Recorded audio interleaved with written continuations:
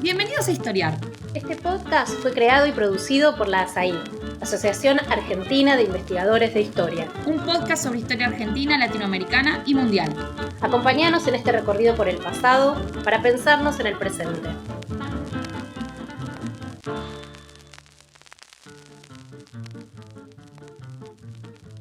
Bienvenidos a una nueva edición de Historiar. Soy Roy Ora y hoy los voy a acompañar en un nuevo episodio del podcast de la Asociación Argentina de Investigadores en Historia. Esta vez sobre la economía y la política económica en los años de la dictadura militar de 1976-83. Vamos a hablar de lo que quiso hacer y de lo que logró y de lo que no logró la dictadura del 76 al 83, en el crucial terreno de la economía. Un terreno que, como ya sabemos, y en un país de crecimiento lento y espasmódico, como es el nuestro, suele ser el cementerio al que van a morir todos los proyectos políticos que aspiraron a dejar su marca en la vida pública de nuestro país. La dictadura del general Videla y la junta militar, y subrayo esto de un doble poder, de un poder complejo, no fue una excepción a esta regla. A 50 años de la llegada a la Casa Rosada de ese gobierno autoritario que se ganó un lugar en la memoria colectiva por la violencia que desencadenó sobre la sociedad, una violencia cuyo capítulo más ominoso fue el terrorismo de Estado, con su secuela de desapariciones y asesinatos clandestinos, ya tenemos distancia suficiente como para intentar una aproximación más laica a la política económica y a la economía en los años de la dictadura. Ya ha corrido suficiente agua bajo los puentes como para que podamos tomar distancia de las visiones más partisanas que empañan nuestra comprensión del pasado, de un pasado que algunos ven todavía como presente, y que entonces nos inviten a colocar ese periodo en muchos aspectos tan terrible, pero en otros tan parecido, en la larga historia de la política económica y la evolución económica de nuestro país. Entonces acá algunas preguntas con las que quiero encarar este episodio. ¿Tuvo la dictadura un programa ambicioso y refundacional en el plano de la economía? ¿Cómo y por qué quiso reorganizar y reformar la economía argentina? ¿En qué aspectos logró su cometido? ¿Cuál fue su legado? Y también, ¿qué lugar ocupa la política económica del proceso en la larga historia de la política económica argentina? Para conversar sobre todos estos temas, tengo acá el gusto de tener frente a mí a Pablo Garchunov. Pablo ha escrito extensamente sobre la historia económica argentina. Su libro más reciente, junto con Lucas Liach, se llama Ved en trono a la noble igualdad. Bienvenido, Pablo. Gracias por estar acá. Muchas gracias por la invitación, Roy. Bueno, economía y dictadura. Para comenzar, lo que quiero pedirte es que pintes un panorama de la situación económica antes de la llegada de los militares al poder en marzo del 76. Es decir, me interesa sobre todo, al pintar este panorama, junto con este panorama, que digas algunas cosas sobre qué visión de los problemas económicos argentinos tenían los militares, los que acompañaron a los militares, en el asalto a la Casa Rosada en marzo del 76. Si te parece, arrancamos por ahí. ¿Cómo no? Para entender el proceso militar y sobre todo cómo comenzó ese proceso en materia económica, tenemos que vincularlo con los acontecimientos cercanos al 24 de marzo de 1976. Lo primero que yo destacaría es la memoria del Rodrigazo. El Rodrigazo, recordémoslo, es un experimento de ajuste muy violento llevado adelante por el gobierno de María Estela Martínez de Perón, y su fecha es el 4 de junio de 1975. Quiero decir, los militares lo que estaban viendo mientras preparaban la asonada militar, lo que estaban viendo, lo que tenían presente eran dos cosas. Primero, esa especie de asalto al peronismo que fue el 4 de junio del 75 en términos económicos y sociales, asalto al peronismo tal como se lo conocía hasta ese momento, y sus consecuencias. Cuando digo Decís asalto, ¿y en qué estás pensando en estoy concreto? pensando ¿Ajuste y tarifazo? en un brutal ajuste liberal, ajuste fiscal y monetario liberal, llevado adelante por funcionarios, muchos de los cuales después ayudarían a Menem en su reforma económica.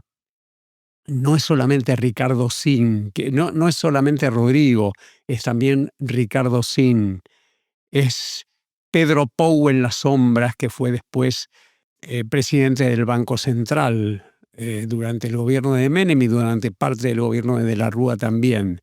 Quiero decir, hay ahí un grupo de economistas liberales que tratan de poner orden en una economía caótica después de la muerte de Perón y del primer shock petrolero, y lo hacen, uso la palabra asalto porque lo hacen desde un laboratorio hacia la sociedad. Entonces, eso es lo que los militares están mirando eso, están mirando con estupor eso. ¿Y por qué lo miran con estupor? Porque la reacción al experimento del Rodrigazo es socialmente neutralizar al Rodrigazo. Es decir, todo lo que se proponía Rodrigo y su equipo como principio de una etapa de estabilización de shock iba a fracasar básicamente porque los sindicatos, de los cuales hoy podríamos hablar con nostalgia, en aquel momento no se podía hablar con nostalgia. Ocuparon la calle con Lorenzo Miguel, secretario general de la Unión Hebrea Metalúrgica, en el centro de la escena, y anularon los efectos que se buscaban con el Rodrigazo. Y lo anularon, quería decir, generando, no porque lo buscaran, sino porque el choque, el conflicto generó una dinámica económica caótica. Eso es lo que miraban los militares. Shock y... shock y respuesta al shock. Y respuesta al shock y sindicatos que le quiebran el brazo. Efectivamente, al gobierno, que le quiebran el brazo y por lo tanto neutralizan, hacen fracasar al Rodrigazo. Entonces, cuando los militares, entre otras cosas, por efecto de esa dinámica caótica que se genera desde el 4 de junio del 75, lo que piensan es tenemos que hacer algo que no sea lo mismo. Eso es una cosa que está muy en la cabeza de los militares. Y lo colocan en un punto muy central. No podemos provocar desempleo. Hay una frase que se le atribuye a Juan Antonio Domingo Bussi que a mí me parece muy importante para entender todo el proceso y sobre todo para entender el comienzo del proceso, y es: todo desempleado es un potencial guerrillero. Quiero decir, haga usted lo que quiera, doctor, le dicen al ministro de Economía, que todavía no sabemos quién va a ser.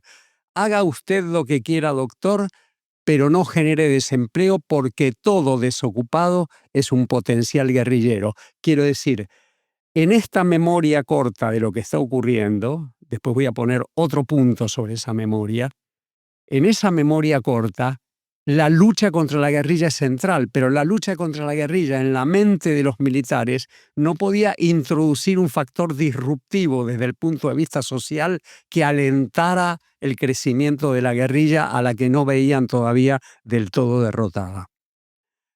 Ese es el primer punto que yo creo que hay que destacar. Completemos el panorama. Sobre el contexto. Sí. El segundo punto de memoria corta, sigámoslo llamando así, es que Perón había muerto hace poco. y que había una especie de unanimidad que yo creo que llegó prácticamente hasta que Alfonsín ganó las elecciones del 30 de octubre de 1983. El peronismo, iba a haber una asonada militar, un golpe militar, una dictadura militar, pero el peronismo estaba vivo. Y buena parte, casi todos los militares, para bien o para mal, porque fueran antiperonistas o porque miraran con simpatía al peronismo, tenían claro ambas facciones, quizá equivocadamente, que el peronismo estaba vivo. Perón había muerto en julio del 74, no hacía tanto tiempo. Eso era lo que veían los uniformados como contexto de su plan. Otro punto que querría yo marcar para entender cómo fue la dictadura militar y cómo fue el comienzo de la dictadura militar es cómo se organizó institucionalmente el gobierno militar. El gobierno militar se organizó... Discúlpame, Sí. un poquito antes de eso, antes de entrar en este punto. Déficit fiscal alocado y alta inflación en el último año del gobierno de Isabel. Eso es. Es la primera vez en la Argentina que la inflación fue persistentemente más alta que el 100%, fue cómodamente, generosamente más alta que el 100% anual. Los militares no sabían que eso estaba inaugurando un nuevo régimen inflacionario y que les iba a ser no difícil, les iba a ser imposible bajar del 100% anual. Pero en ese momento eso no lo sabían. No sabían que estaban enfrentados a un nuevo régimen de alta inflación e indexación de la economía. Recién inaugurado, una novedad. Se había inaugurado una novedad y ni ellos ni casi nadie sabían que esa novedad que se había inaugurado en la economía y en la sociedad argentina iba a durar mucho tiempo. De hecho, iba a durar hasta 1991 como régimen de alta inflación, ¿no? Mi impresión es estos puntos que señalamos, en líneas generales, cubren ese panorama de la visión que tenían los militares Efectivamente. de la situación en el momento en que deciden vamos a asaltar la Casa Rosada, ¿no? Así es. Vayamos entonces a esto que estabas diciendo referido a la estructura del régimen, a cómo está organizado el poder del régimen, o cuáles serían las implicancias para lo que viene.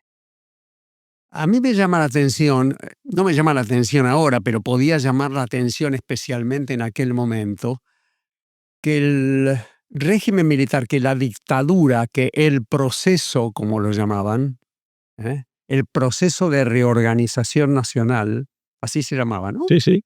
Que el proceso de reorganización nacional iba a estar soportada por una arquitectura institucional muy particular si uno piensa en dictaduras. No iba a ser una dictadura unipersonal como si lo estaban viendo en el Chile de Pinochet, que no es del todo una dictadura unipersonal, Sí, pero es mucho es más mucho más. unipersonal que lo que fue en la Argentina. Y cómo había sido la tradición argentina. Y como ¿no? había sido, esto que acabas de decir es muy importante, porque ellos no solamente tienen una memoria corta, sino que tienen una memoria de sus propias experiencias en el gobierno. Y la anterior había sido Onganía.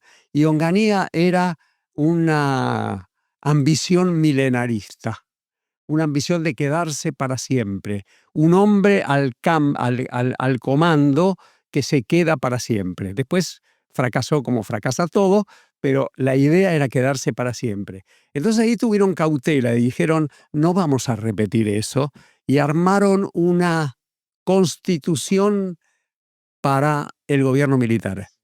Y la constitución para el gobierno militar era los 3 comandantes más un cuarto hombre que iba a ejercer la presidencia. Podía ocurrir, como ocurrió al principio, que ese cuarto hombre fuera parte de los 3, pero en algún momento, lo podemos ver más adelante, el cuarto hombre fue un cuarto hombre, se sacó el uniforme, se vistió de civil, ese fue Videla, cuando abandona la jefatura del arma del ejército, y se convierte en un cuarto hombre, de modo que la Constitución era una junta de comandantes, un cuarto hombre y además un poder legislativo del cual acaba de salir un libro de Alejandro Bombecchi Y Emilia y Simpson. Emilia Simpson, que se enfoca bastante en la CAL. La CAL era Consejo de Asesoramiento Legislativo, se llamaba así. Creo que era Comisión de Asesoramiento. Comisión de Asesoramiento Legislativo, que operaba, y lo muestra muy bien Alejandro Bombecchi y Emilia, operaba como un poder legislativo y no era irrelevante. Lo que muestra Alejandro es que no era irrelevante. No quiero extenderme en el libro, en ese libro muy interesante, pero sin marcar entonces la complejidad de la organización institucional. Una organización que lo que estaba diciendo es: nosotros no somos una dictadura al estilo de la de Onganía, y creo que tiene además como un elemento que informa esta organización el hecho que se tenían desconfianza mutua. Sí, sí. Es decir, el hecho de que ninguno quería entregarle todo el poder al otro. Es decir, hay, si se quiere, en esa constitución de los militares un elemento de desconfianza mutua que es muy relevante y que va a importar para los acontecimientos que vienen en materia económica. Agrego un elemento más a esta descripción que haces, y es el hecho de que el ejército, que había sido hasta entonces el dueño de los golpes, resignó parte del control territorial y debió cedérselo a las otras armas que tuvieron gobernaciones, canales de televisión, en fin, poder territorial. Sí, podríamos llamarlo un régimen de coparticipación Sí, política, sí, digamos. La palabra coparticipación viene bien porque efectivamente no siempre había armonía o Exactamente. coordinación. Exactamente. En este marco podemos introducir a la figura más importante para la historia de la política económica, que es José Alfredo Martínez de Oz, que a la luz de lo que venimos diciendo, en principio no las tenía todas consigo, ¿no? No se sabía quién iba a tenerlas todas consigo, porque elegir al presidente, elegir al ministro de Economía por parte de esta organización tan compleja que estamos describiendo, no fue tarea fácil. Quiero decir, fue una serie de nombres que se barajaban, algunos con los cuales tuvieron reuniones directas, y se tardó en elegir a uno. Y ese uno al que se eligió tiene sentido.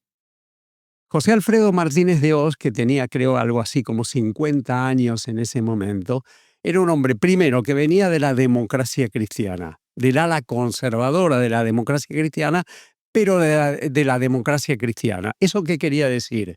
Que la frase de Antonio Domingo Bussi podía ser respetada. No al desempleo era algo que un demócrata cristiano, aún un demócrata cristiano conservador, que tiene en la mente un programa económico más bien liberal o neoliberal, como lo quieras llamar, iba a introducir la restricción social.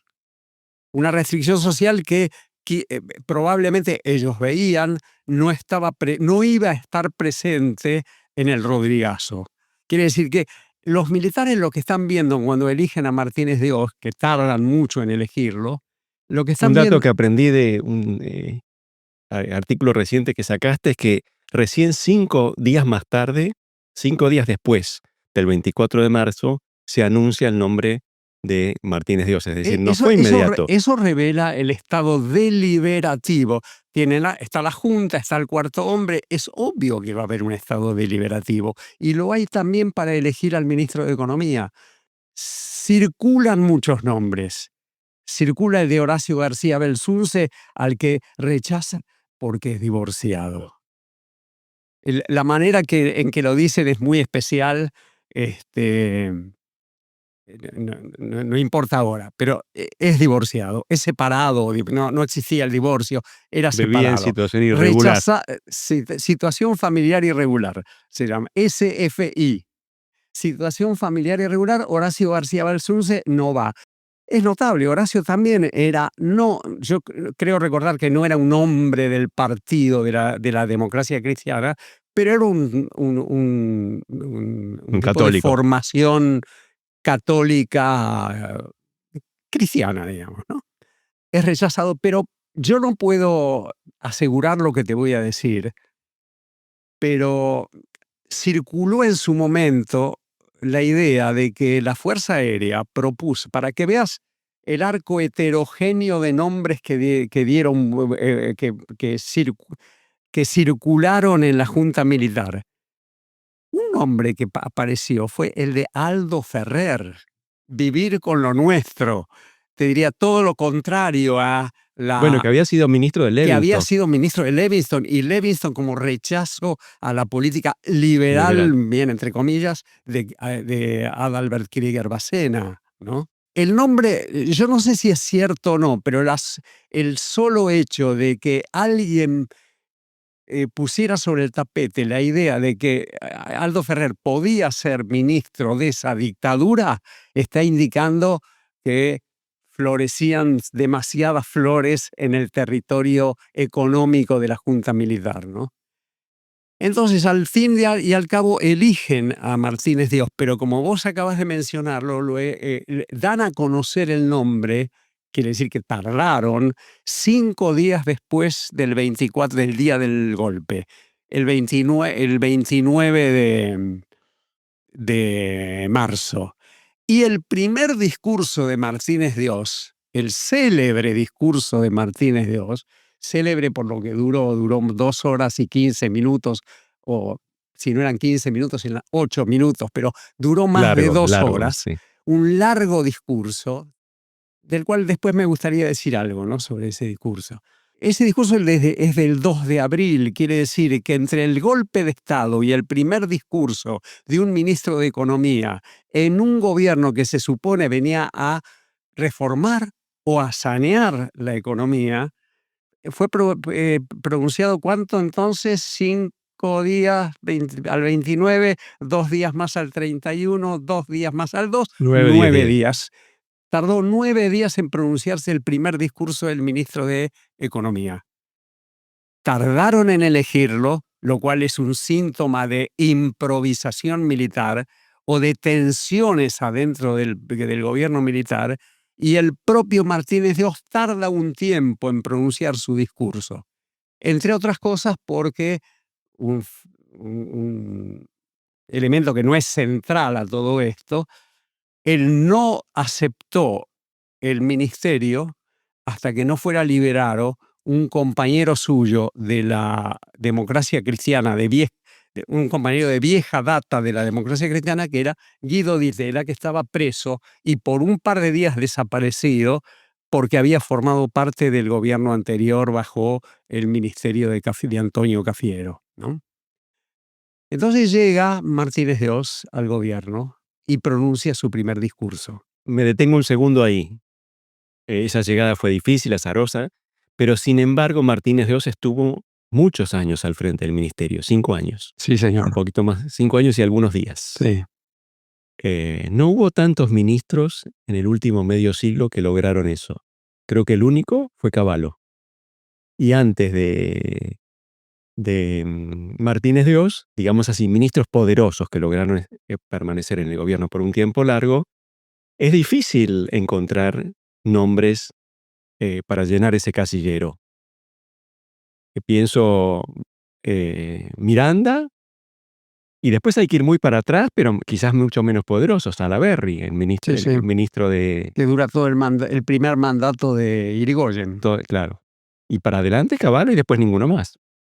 Así que se las arregló bastante bien para permanecer al frente del gobierno por un tiempo muy largo. ¿Cómo lo ves eso? Lo veo como un indicio de ductilidad, de flexibilidad. Y lo veo como un indicio de algo que efectivamente existió, porque yo sobre la ductilidad de Martínez Dios estoy un poco especulando. Pero esto que te voy a decir no es una especulación. Como en muchos otros casos, y en muchos otros casos no, la relación estrechísima de Martínez Dios con el presidente y con la esposa del presidente, lo cual en el mundo militar es muy importante, fue notable. Quiero decir, era dúctil y persuasivo ante Videla. Y Videla finalmente era podemos decir, era el cuarto hombre, pero todavía era, y fue por mucho tiempo, el jefe del Sí, ejército. por 2 años, sí. Claro, hasta julio del 78. Hasta pasado el Mundial. Hasta pasado el Mundial. Exactamente poquito después del Mundial se va del arma, Sí, no de la sí, presidencia. Y se empieza a vestir de civil, Sí. como decía yo hace un rato. Y yo creo que hay ductilidad y hay poder de persuasión sobre el presidente, lo cual lo hace durar bastante tiempo, ¿no es verdad? Tanto que a mí me hace una especie de ruido fuerte en la mente lo que voy a decir. Se habló en el momento de que, porque, a ver, cuando yo, vuelvo atrás un segundo, cuando yo digo no queremos ser Onganía, dicen los militares del proceso, cuando dicen no queremos ser Onganía, también están diciendo no queremos eternizarnos como dictadura militar. Queremos transformar esto en una, medio a la brasileña, en una especie de solución político, Sí. que sea una solución político-electoral. En ese contexto, con ese pensamiento, Martínez de Oz fue de aquellos que quiso apurar la salida electoral. Y Una salida electoral gradual y controlada, en los obviamente, términos en los que definía la... como toda salida electoral pensada por cualquiera, era para beneficiarse, era para que surgiera una fuerza política que fuera, como se la llamó más tarde, la cría del proceso. Pero lo que más me llama la atención, y digo, es una especie de estallido dentro de mi marco analítico, de mi manera de ver las cosas, es que Martínez de Oz fue pensado, o fue, incluso muchos diarios lo decían, como un probable presidente electo, como aquel que iba a ocupar la presidencia. ¿Y por qué a mí me hace ruido? Porque yo digo, un hombre que tiene que usar más de 2 horas para explicar un plan económico no puede ser presidente. Ahora, yo cuando se lo digo a mis amigos, dicen, eso no es verdad. Bueno, pero a mí me hace ruido que un hombre que tarda 2 horas para explicar algo pueda ser presidente. Y de hecho no lo fue. Bueno, no lo fue, entre No otras lo fue. cosas, porque no le salió bien, ¿no? Exactamente, porque Vayamos entonces un poco a eso. ¿Qué es lo que quiso hacer? ¿Cuál fue ya tenemos algunas ideas más generales. Vos decías, va a ser un programa donde está prohibido el shock, donde eso no tiene cabida, y también donde está prohibido una política que lleve a el desempleo a niveles muy altos, porque eso es políticamente peligroso. En ese desfiladero se tiene que mover, ¿no es cierto? a mí me gustaría aquí primero marcar una cosa conceptual ubicada justamente en la historia que se estaba viviendo.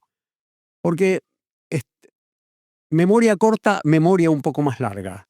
La memoria un poco más larga es que la Argentina vivía una especie de predominio de las ideas desarrollistas desde 1960, 1959, 1958 en adelante, y eso duró con variantes, con diversas variantes.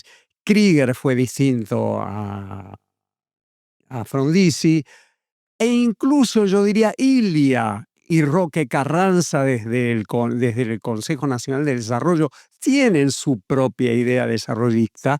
El desarrollismo era la manera de pensar a la economía en los años 60 y a principios de los años 70, incluso por el Perón que regresa.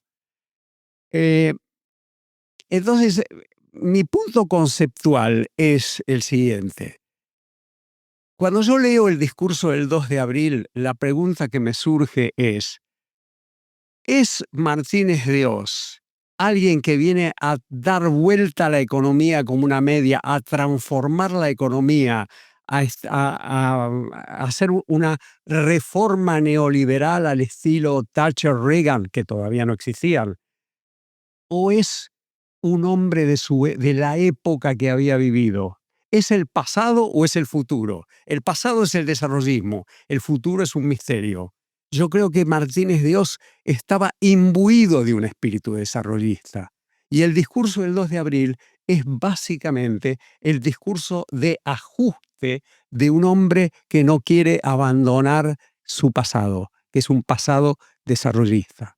Agregaría un elemento más a esta descripción, a ver cómo lo ves vos, y es que finalmente el desarrollismo había sido relativamente exitoso en la década del 60, no era digamos así, una opción para descartar inmediatamente. Le había dado a la Argentina una década de crecimiento hasta el 73, y después había venido un momento muy turbulento, pero en todo caso Se podía volver atrás. se podía volver atrás, corregir aquello que era necesario corregir de ese desbarajuste fenomenal que había sido el gobierno peronista, y colocar a la Argentina en la senda de un crecimiento que quizás con un poco menos de Estado, con un poco más de mercado, con un poco más de orden fiscal. Sí, con muy moderadas diferencias, digamos, respecto al pasado. Y digo muy moderadas, eso podemos abundar ahora cuando entremos a ver qué hace Martínez Eso, de Oz, vayamos ¿no? en esa dirección. ¿Cómo ¿Qué es no? lo que hace? ¿Cómo no? Lo que hace Martínez de Oz, primero, es un plan de ajuste convencional. ¿Qué quiere decir un plan de ajuste convencional? Es liberar los precios pero congelar los salarios. Liberar el mercado cambiario pero no del todo. Hacer un ajuste fiscal muy duro, entre otras cosas porque la propia inflación, lo sabemos ahora, genera una licuación del gasto que permite el ajuste fiscal, y además porque tenían en la Secretaría de Hacienda un hombre muy obsesivo. No estoy hablando del secretario de Hacienda Juan Alemán, ahora voy a decir de quién se trata, un hombre muy obsesivo respecto al equilibrio fiscal que se llamaba Carlos Tacchi. Ujú. Carlos Tacchi fue secretario de Hacienda de Cavallo. Sí, después lo conocimos en otras encarnaciones. Bueno, un hombre que realmente una especie de ayatola del ajuste fiscal. Y lo digo con respeto, ¿eh? Lo de ayatola puede parecer que estoy restándole respeto, no es así. Realmente fue muy obsesivo y fue muy importante para la política fiscal del gobierno. Por ejemplo, en esta cosa de ajuste fiscal, ajuste monetario, eliminación de las restricciones cuantitativas al comercio exterior. Bueno, el programa clásico de ajuste. Que podría haber encarado Frondizi, por No, ejemplo. que encaró Frondizi, justamente. Lo que a mí me gusta repetirme a mí mismo cuando pienso este momento es qué diferencia hay entre este programa de ajuste y el programa de ajuste de diciembre del 58, enero del 59, que Frondizi encaró con el apoyo del Fondo Monetario Internacional. Es igual. Yo suelo decir, lo repaso, lo miro de nuevo, los dos programas y se parecen como dos gotas de agua. ¿Cuál es la diferencia? ¿Dónde está la diferencia? La diferencia está en aquello que ignoraba la sociedad argentina, los economistas argentinos, que se ignoraba, y es que estábamos en un régimen de inflación nuevo. Cuando Frondizi hace eso, al poco tiempo, fija el tipo de cambio, mantiene la política fiscal dura y la inflación se derrumba, porque no es un régimen de inflación con su componente indexatorio tan consolidado. Entonces, con mucho costo para Frondizi en términos de apreciación real del tipo de cambio, con la ayuda en términos de coalicionales de Álvaro Alzogaray, él logra bajar la inflación muy fuerte, y en cambio este primer momento de ajuste convencional, que es el mismo que hizo Pinochet al comienzo, no es muy distinto, ¿no? Este ajuste de Martínez de Oz, cuando se llega al final del año, el ministro y su equipo, el equipo es interesante. Estoy hablando de Guillermo Walter Klein en la Secretaría de Programación y Coordinación, estoy hablando de Juan Alemán en la Secretaría de Hacienda, estoy hablando de Luis García Martínez como jefe de gabinete de asesores. Se encuentran con la novedad de que la inflación no baja como sí le había bajado a Frondizi. no baja la inflación, siendo que habían congelado los salarios. Es cierto, habían descongelado los precios, pero habían congelado temporariamente los salarios, porque al tiempo los salarios dejan de estar congelados, aunque siguen siendo decididos desde las alturas del poder y no obviamente en una negociación colectiva, ¿no? El hecho es que cuando llega fin de año, cuando digo fin de año quiero decir fin de 1976, se encuentran con que después de un pequeño respiro, yo diría el único respiro que vive Martínez de Oz en toda su gestión, 2,7 de inflación en junio de 1976, cuando llega a fin de año se encuentra con la pasmosa novedad de que la inflación, creo que de diciembre, es 10% y que la inflación anual se les vuelve a disparar. Arriba de 100%. Entonces dicen, no, ¿qué hacemos? ¿Qué hacemos? Y ahí viene entonces un segundo momento. Un segundo momento. Consecuencia, sobre todo, del fracaso de la estrategia antiinflacionaria. El segundo momento es la tregua de precios. Una tregua de precios planeada para 120 días. Y una tregua de precios, el pasado importa acá, digo, lo que han vivido importa, una tregua de precios para quien llamaron de urgencia para incorporarlo a la Secretaría de Comercio a Alejandro Estrada, que había sido uno de quienes se había encargado de la política de ingresos de Adalbert Krieger Bacena exactamente 10 años antes.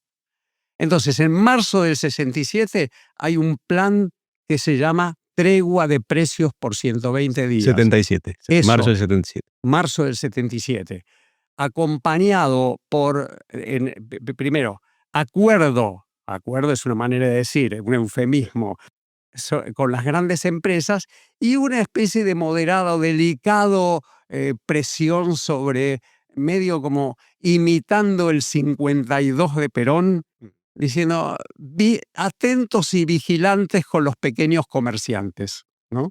No, obviamente no da ningún resultado, lo segundo quiero decir, Sí, no sí. da ningún resultado. De lo primero, del acuerdo con las grandes empresas, enseguida te voy a decir algo, que no da ningún resultado, como no va a dar ningún resultado la Dirección de Lealtad Comercial, en el que de verdad Martínez de Oz depositó alguna esperanza.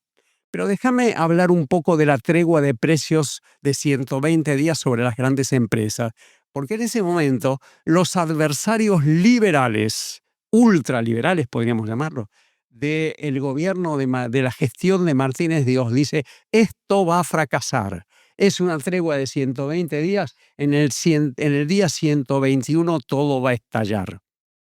¿Y qué hizo Alejandro Estrada? Hizo lo que había aprendido. Y lo que había aprendido es que el poder del Estado importa. Y yo quiero subrayar esto en el gobierno, en la gestión de Martínez de Oz. Alejandro Estrada tenía en mente que el poder del Estado importa. ¿Y qué fue el poder del Estado?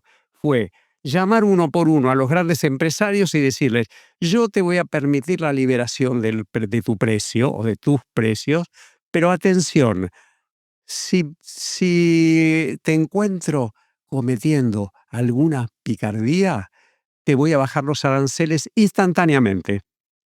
Y la salida que Alzogaray pronosticaba como el estallido, no fue un estallido.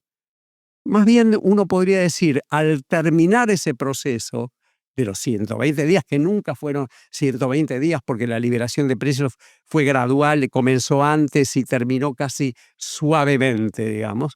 Al terminar ese proceso, la inflación era un poco menor era menor que ese 10% mensual con que había terminado el año 76. Era algo de lo cual iba a ser muy difícil bajar, que es 7% mensual. Escuchen la frase. Un gobierno de ajuste, 7% mensual, 130% de inflación anual. ¿Por qué abandonaron el proyecto? Lo abandonaron porque se daban cuenta de que de eso no podían bajar y que hacía falta algo más. Pero lo que quiero decir es, el primer momento de ajuste tiene un fracaso el segundo momento de intentar bajar la inflación, que es la tregua de precios, tiene más éxito que lo que se le ha adjudicado. Y debo agregar además que se les ocurrió. Quiero decir que la idea de inercia inflacionaria, que después va a estar tan presente cuando nosotros analizamos la historia de la política económica de Argentina, también la tenía presente el equipo de Martínez Dios. No la llamaba inercia, la llamaba de otro modo, pero tenía un sentido de espiralización, de inflación circular, inflación que se reproduce a sí misma con independencia de lo que está pasando en materia fiscal y monetaria. Muy bien, hacemos una pequeña pausa y volvemos con esta conversación con Pablo Garchunov sobre la política económica de la dictadura. Este es el podcast de ASAI, la Asociación Argentina de Investigadores en Historia. Te invitamos a asociarte y a seguirnos en las redes, en Twitter, en Facebook, en Instagram. Podés encontrar toda la información sobre la asociación en nuestra página, asai.org.ar. Te esperamos todos los sábados con un nuevo episodio de Historiar sobre los grandes temas de nuestro pasado, abordados por especialistas e historiadores profesionales de manera rigurosa y cordial. Seguimos con nuestro episodio de hoy.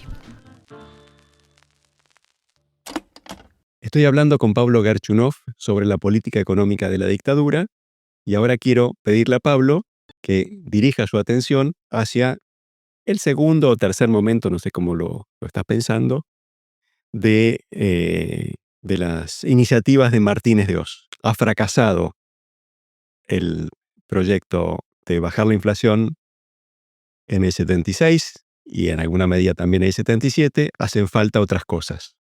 ¿Qué se les ocurre? Lo que van a poner sobre el tapete como nueva política no es exactamente una ocurrencia de Martínez Dios.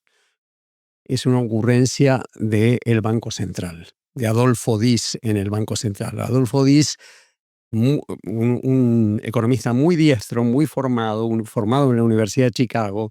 A partir de ahí se dice todo el tiempo, los economistas de Chicago. Eso no es cierto. Es el caso de Diez. Y un asesor que no va a estar en ese momento, creo, va a estar un poco más adelante, que se llama Ricardo Arriazu, que todavía lo escuchamos. Todavía combate. Y dicen, reforma, aquí esto está fracasando porque no puede haber un plan de estabilización con la tradición de tantas décadas, no años, de tantas décadas de tasas de interés negativas. Porque las tasas de interés negativas reproducen la inflación y hacen fracasar cualquier programa convencional o cualquier tregua de precios. Entonces dicen, tenemos que liberalizar las tasas de interés que lleguen al nivel que sea, y eso es lo que hacen, liberalizan el mercado financiero. La reforma financiera. Eso se llama la reforma financiera. Se multiplican los bancos, es muy fácil hacer bancos, y el resultado de la liberalización financiera y las altas tasas de interés y la garantía de los depósitos y la multiplicación de los bancos es un desastre. Un desastre. Hacia final de... empezamos en marzo de 1977. Yo diría que en el promedio de 1978 la inflación es 170 y pico % anual, pero además hay una recesión del 4%. Esto es terrible para los militares. Una recesión del 4%. Entonces lo que ven los militares ahí es que esa reforma financiera nos vendieron un shock, se dicen los militares. Y el malestar de los militares con una reforma financiera que mantiene la inflación en 170 y el nivel de actividad cae, recesión con alta inflación, es tremendo. Es tremendo. Y entonces empiezan a pedirle explicaciones a Martínez Dios, que con su sutileza habitual trata de darlas. Pero no es fácil darlas. Y no es fácil darlas porque junto con el malestar militar aparece el malestar del propio equipo económico con los militares. Y esto me parece un punto central. el equipo de Martínez de Oz se encuentra con que el 18 de abril de 1977 la reina de Inglaterra lauda a favor en el conflicto del Beagle, a favor, en contra de la Argentina. En contra de la Argentina. No a A favor, favor. en contra de la Argentina. Así es percibido. Así es percibido. Y entonces los militares dicen, esto va a terminar en una guerra. Y como va a terminar en una guerra, tenemos que reequiparnos. Y como tenemos que reequiparnos, vamos a gastar en equipamiento militar. ¿Y cuánto gastan? En un plazo que no es de un año, es un poco más, gastan el equivalente a lo que hoy serían 30.000 millones de dólares. Entonces podés imaginarte el estado general del equipo económico y el estado general de Juan Aleman, secretario de Hacienda en particular, que además con el tiempo tiene que aceptar algo que rechaza visceralmente por razones fiscales, que es el Campeonato Mundial de Fútbol. Y va a tener que rechazar en 1979 otra iniciativa más que tiene éxito, que es el régimen de promoción industrial para un conjunto de provincias bastante pobres de la Argentina. Digo, La Rioja, San Luis, San Juan, el territorio de Tierra del Fuego, y me estoy olvidando de alguna, pero bueno. Eso era promoción industrial que significaba gasto público.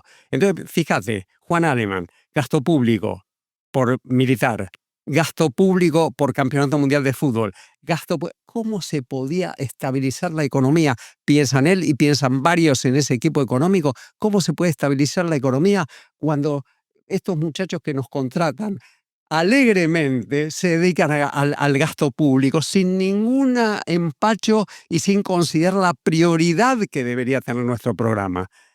Bueno, las cuestiones militares son más prioritarias para los militares que las cuestiones Ese de es la el estabilidad. corazón del proceso, en un sentido, ¿no? Es decir, del problema del proceso. Sí. Sí. La política económica está subordinada a determinaciones que vienen de más arriba. Totalmente. Bueno, a ver, del proceso, digamos que eso es verdad casi siempre en cualquier programa económico, digamos. Sí. En democracia también pasa eso, ¿no? Esto es interesante porque algunas de las cuestiones que estamos tratando no son cuestiones específicamente de un gobierno militar. Son cuestiones de la relación entre el poder político con sus prioridades y un Ministerio de Economía que enfoca su prioridad, que en este caso es la estabilización. Sí. Al final, en unos minutos quiero volver sobre este punto, pero quería pedirte que digas algo sobre la iniciativa quizás más famosa de Martínez de Oz, que es la tablita. Cuando la reforma financiera da esos resultados tremendos que da, y 1978 es un año tan malo como es, entonces a Diz, presidente del Banco Central, dijimos, se le ocurre una variante. Bueno, lo que pasa es que lo que tenemos que hacer aquí es una cosa distinta, que es no dejar librada a la incertidumbre de los mercados el tipo de cambio, sino que vamos a anunciar el tipo de cambio para los próximos meses. Supongamos al principio por 3 meses, o no importa. Un cronograma de devaluación Un cronograma pautado. de devaluación anunciada al público, a la sociedad. Entonces, ¿qué esperaban? ¿Qué es Blackboard Economics? ¿Qué se espera de eso? Lo que se espera es que la inflación baje porque el tipo de cambio va a ser descendente y que entren capitales porque la tasa de interés por la reforma financiera va a ser más alta que la tasa de devaluación. ¡Bingo! No podemos perder. Perdieron. ¿Perdieron qué quiere decir? No quiere decir que la inflación no empezó a seguir una trayectoria levemente descendente, pero muy levemente descendente. A mí me gusta siempre contar cómo el propio equipo económico es sensible al hecho de que la inflación casi no baja. Y entonces hacen una especie de conferencia, de seminario en septiembre del 79. La tablita había comenzado en enero del 79. En septiembre del 79, Martínez de Oz convoca a sus colaboradores, al equipo amplio, digamos, a hacer 2 preguntas. Primero, ¿por qué no baja la inflación? Segundo, ¿mantenemos la tablita? ¿Por qué no baja la inflación? Tiene las respuestas que vos te puedes imaginar cuando se reúnen 20 Múltiples. economistas, Sí. ¿no? Que los ayatolas, porque los ayatolas, sí, 1979 los ayatolas, que la crisis Irak-Irán, que el segundo shock petrolero, que los salarios no responden necesariamente a la evolución del tipo de cambio, que los márgenes de ganancia de las empresas son muy altos, entonces hay que abrirles la economía. Múltiples respuestas. Esas múltiples respuestas quedan sin saldarse. Cada uno tiene su idea. Pero a la pregunta segunda, ¿abandonamos la tablita? Esa tiene sí una respuesta sí o no. Esa es una respuesta política por sí o por no. Y entonces Martínez de Oz, sobre todo, se da cuenta que si abandonan la tablita, el presidente del Banco Central va a renunciar. Y eso va a tener un efecto político disruptivo y vamos a hacer fracasar todo el programa por esto. Y entonces la tablita continúa a pesar del descontento de gran parte del equipo económico con los resultados de la tablita. 1980, el fracaso. Una de las consecuencias de esa tablita es la apreciación cambiaria, ¿no es cierto? Efectivamente, porque si todos los precios, si muchos precios se suben a un ritmo superior al cronograma cambiario, entonces se llama plata dulce, se llama apreciación cambiaria, que en todo caso a los militares les gusta bastante ver que se vuelven un poco populares por la plata dulce, ¿no? Eso existe realmente. Por las posibilidades de consumo que abre un dólar más barato en un contexto también de mayor apertura económica. Y yo agregaría un punto a eso, y es que por eso mismo, por lo que vos estás diciendo, la idea de la cría del proceso empieza a tener una especie de soporte en la economía, un soporte fragilísimo que va a estallar, pero un soporte en la economía que es la gente está contenta porque puede consumir. Y no solamente puede consumir alimentos baratos, sino que puede consumir bienes importados, porque al mismo tiempo, para apoyar a la tablita, empieza a abrirse la economía y se le da a esa apertura el nombre de reforma estructural. 1980 es el año del fracaso. Una cosa más sobre esa apertura que yo recuerdo, entre otras cosas porque puso a disposición de los consumidores un universo de bienes mucho más sofisticados que los que hasta entonces estaban en los supermercados o en los negocios argentinos. Entonces era muy atractiva las oportunidades de consumo que ofrecía. Vos sabés que a mí ese momento, con todas las distancias políticas que hay, de régimen político y todo, me hacen acordar a Fernando Rocchi y la americanización de los consumos en los años 20. Digo, deslumbrados por lo nuevo en los años 20 fue notable. Sí. Bueno, pasa algo parecido, solo que aquello era mucho más sostenible porque todavía el campo daba y esta vez no va a ser sostenible. Y la razón por la que no va a ser sostenible es que en un momento, no me acuerdo, creo que agosto, no me acuerdo exactamente el mes de 1979, en donde el presidente de la Reserva Federal pasa a ser Paul Volcker, un hombre muy conocido para la Argentina, que ayudó a la Argentina apoyando el Plan Austral ya en régimen democrático. Pero Paul Volcker decide combatir los efectos del segundo shock petrolero, el de los ayatolas y la guerra Irak-Irán, con una política monetaria violentísimamente restrictiva que lleva la tasa de interés al 20% anual. ¿Qué significa para la Argentina eso? La caída de sus términos del intercambio y la fuga de capitales. Eso es el fin de la tablita. No quiero decir que inmediatamente se reconoce ese fin, pero la tablita está herida de muerte desde el momento en que Volcker lleva adelante su política. Y a mí me interesa destacar esto. Eso quiere decir que los militares descubrieron, y probablemente el propio equipo económico también, descubrieron la vulnerabilidad argentina a los eventos externos. Muy acentuada, como vos recién decías, por el hecho de que esta es la primera vez que en mucho tiempo que la Argentina sale al mercado de capitales, ¿no es cierto? La otra experiencia había sido antes de los años 30, Exactamente. ¿no? Desde 1930, claro, porque está muy bien lo que estás diciendo, es el reinicio de una economía financieramente globalizada y Argentina, como tantos otros países, lo aprovecha. Finalmente, a ver, el resultado de todo esto es la crisis de la deuda, pero seamos un poco humildes cuando nos analizamos como Argentina. La crisis de la deuda es una crisis latinoamericana, no es continental, solamente sí. argentina, ¿no? Nosotros lo que estamos haciendo es mostrar de qué manera particular se vive en la Argentina, pero no es un fenómeno solo argentino, ¿no? Esa apreciación cambiaria tuvo un efecto muy negativo sobre el sector industrial. Sí. Apreciación cambiaria y apertura dañaron mucho al sector manufacturero, ¿no es cierto? ¿Qué pensás sobre eso? Que dañó mucho al sector manufacturero, pero siempre recuerdo porque no solamente dañó al sector, fue una apreciación cambiaria muy fuerte.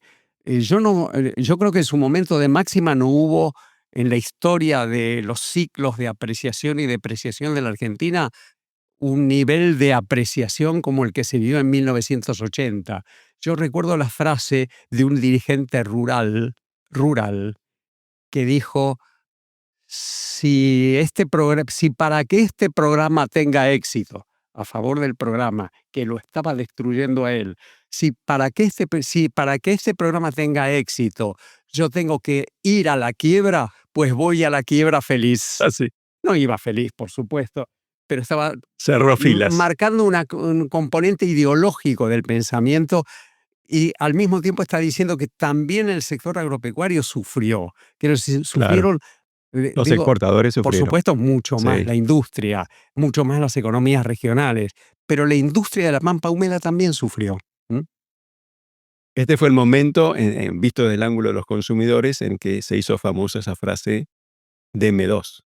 Esto es, voy a Miami, clases medias que nunca habían viajado, podían, con sus ingresos en pesos. Eso que decís es muy importante porque es la inauguración del turismo, la incorporación del turismo de emisivo, digamos, de salida del país como un bien más para los sectores medios. Y eso es bravo. A los que nunca después quisimos renunciar. Efectivamente. Es que nunca se quiere renunciar a la adquisición de un nuevo derecho. 2 o 3 cosas más, Pablo, sobre este panorama. Se dice a veces, y vos en esta conversación cada vez que aparecía la palabra le ponías comillas, se dice dictadura neoliberal o liberal. Hay 2 rasgos que también van en la dirección de poner un signo de interrogación sobre esta expresión. Uno lo mencionaste vos, es la dictadura no bajó el gasto público, sino que lo mantuvo o incluso lo subió, gastó mucho. Y el otro es que no hubo privatizaciones. O en todo caso hubo privatizaciones muy marginales, muy periféricas, ¿no es cierto?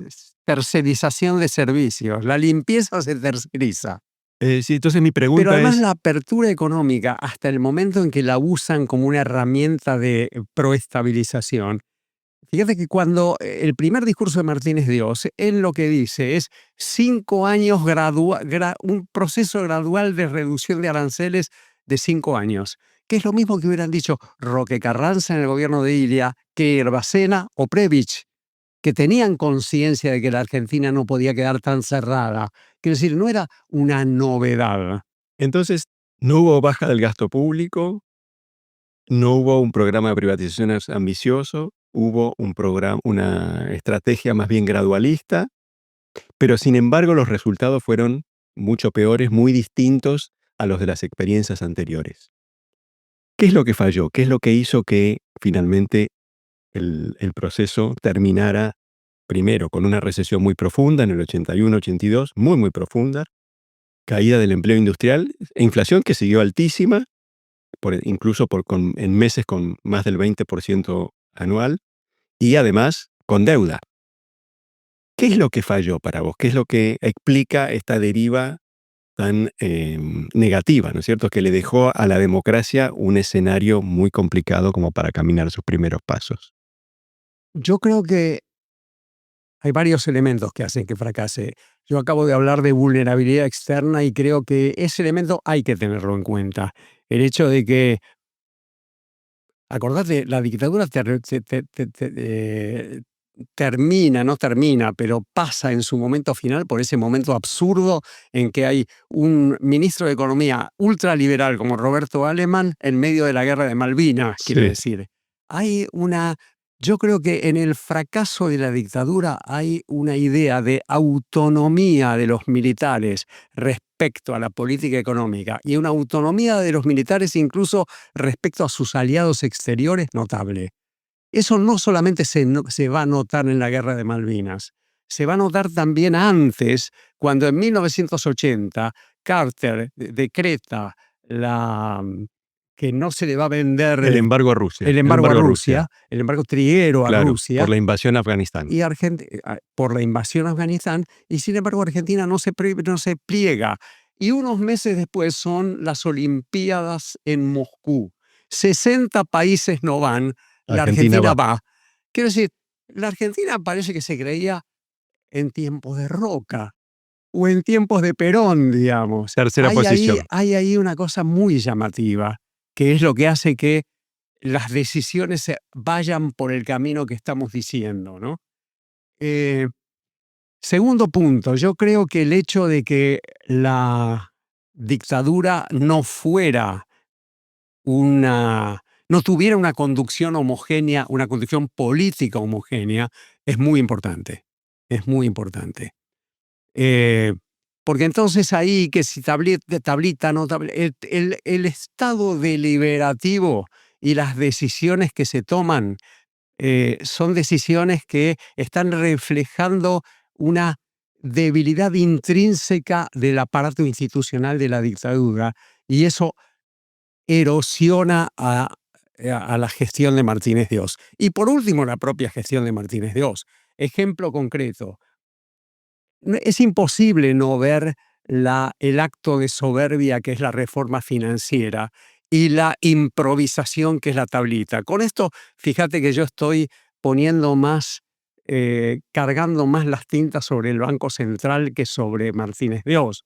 Pero al mismo tiempo estoy diciendo, Martínez Dios no puede doblegar, si es que lo quiso, porque no tengo pruebas de que lo haya querido, no pudo doblegar esos experimentos tan, si se quiere, por un lado, alejados del gradualismo en el caso de la reforma financiera, y por otro lado, experimentos poco meditados, poco pensados, en donde los problemas que podían llegar a surgir como consecuencia de la aplicación de esas políticas, la gestión de política económica misma los subestimó o los ignoró. De todas maneras, el final, sin Malvinas, no sabemos cómo hubiera seguido la historia con un final sin Malvinas, ¿no? Recordemos que para ese momento ya Martínez Dios estaba fuera del ministerio y lo sucedieron 3 presidencias breves, cada una de ellas acompañada de ministros con mucho menos poder. Tres presidencias breves con 4 ministros de Economía, lo cual revela el estado de descomposición. Pero lo que me gustaría destacar, porque también muestra hasta qué punto no hay homogeneidad ahí adentro en el proceso militar, en la dictadura militar, es que quien viene a suceder a Martínez Dios, primero, quien viene a suceder al presidente Videla es el general Viola, que en realidad tiene un temperamento nacional desarrollista, regenerador del aparato productivo. Podría haber llamado a Aldo Ferrer él. Bueno, como Levinson, Sí, ¿no? sí. Y su ministro de Economía, Lorenzo Sigó, y su presidente de Banco Central, Egidio Llanera. Y lo que hacen inmediatamente, instantáneamente, es, primero, en el fondo, en esto hay una influencia muy importante de un caballo desarrollista, porque nosotros no lo creemos, pero hubo un caballo que fue claramente productivista y desarrollista. El joven Cavallo. Que desde el joven Cavallo, 34 años, que desde el Ministerio del Interior salta al ruedo y dice, regulemos las tasas de interés, porque regulando las tasas de interés entonces se van a licuar las deudas en pesos de los empresarios y vamos a poder reanimar la economía.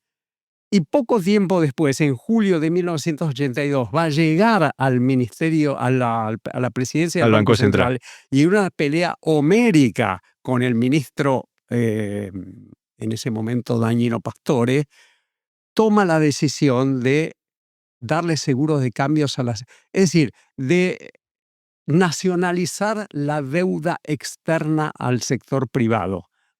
O sea que le dolió muchísimo después a la democracia, ¿eh? No fue una cuestión menor. Pero lo que quiero marcar no es tanto si está bien o está mal. Lo que quiero marcar es la fragilidad de las convicciones. Ahí adentro, en una junta militar deliberativa, había muchas posiciones. Ya lo dijimos. Bueno, lo que vemos en el final es que esa confrontación de posiciones diversas se muestra en toda su intensidad, como si fuera la Argentina. Como si fuera la Argentina. Un capítulo más de la historia argentina en un aspecto. Un capítulo más de... Atención, un capítulo más de la historia argentina, si hacemos el ejercicio que bien cualquiera me podría objetar, de mirar la política económica per se y no tomarla como un apéndice del terrorismo de Estado, que en el fondo lo que yo he hecho conversando con vos hoy es intentar eso. Bueno, última pregunta para ir cerrando. Legado de estos años para la democracia naciente. ¿Cuál te parece que es el salvavidas de plomo que hereda la democracia? ¿Dónde están los grandes problemas? No, la deuda. La deuda. Es la deuda. A ver, me gustaría decir un poquito más que la deuda. La deuda es común a todos los países latinoamericanos. Pero así como muchas veces decimos Argentina oscila entre una nostalgia liberal y una nostalgia populista, yo diría que quizá la Argentina, en paralelo a eso, navega entre un momento deflacionista, por ejemplo, Menem, y un momento productivista, por ejemplo, Duhalde. Y entonces quizá como herencia de aquello, cuando miramos ese episodio minúsculo que es Sigó, Cavallo y desmontar lo que se había armado durante la conducción, ahora voy a decir Martínez de Oz, quizá nos dejó esta especie de empate entre el deflacionismo y el productivismo que no terminamos de resolver. Bueno, Pablo, muchas gracias. A nuestro público también le agradecemos que nos haya acompañado y lo esperamos la próxima semana con un nuevo episodio de Historia. Muchas gracias, Roy, muchas gracias a ustedes.